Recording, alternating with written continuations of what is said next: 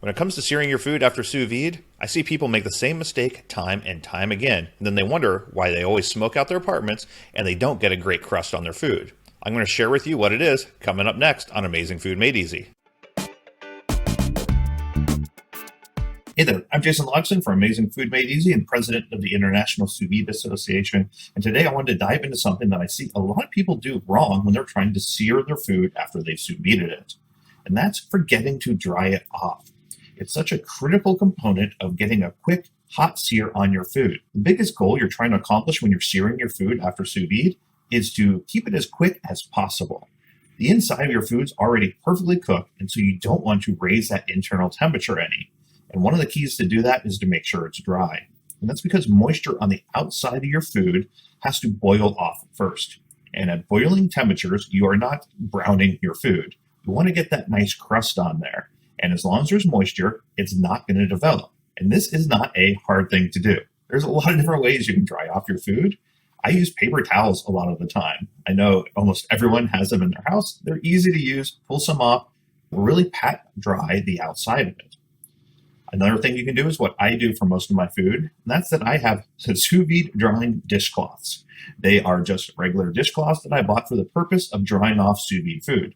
I can throw them in the washing machine afterwards, and I'm not going through a lot of paper towels, and they're reusable, which is really nice, and they take a lot of the moisture off of that food. Another thing to keep it dry is that if you are going to salt before you sear it, salt it right before you put it in the pan. A lot of times it doesn't matter too much when you're cooking traditionally, but with sous vide, that salt can redraw some of the moisture out, and that's going to make it harder to sear. So save the salt until right before it goes in the pan, or salt it before you put it in the sous vide bag. If you're really looking to fully dry out the outside, one of the things you can do is put it on a wire rack and put it uncovered in the fridge overnight. Now, this is overkill for a lot of steaks, for pork, even for chicken. But when it comes to things like chicken wings or things with skin on it, this can be a great way to dry them out fully. So one of my keys to making sous vide chicken wings is that I will cook them in the sous vide process.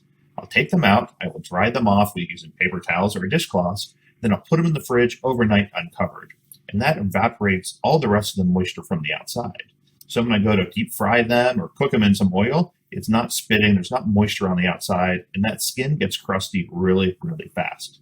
As I said, it's overkill for a lot of different preparations, but for some of those that you really want that crunchy outside, especially things that have skin on it, that's a great way that you can maximize the dryness before you go to sear them. So now you know that the next time you go to put a sear on your food, take a few minutes, dry it off really well, and you're going to see a huge improvement in your searing process.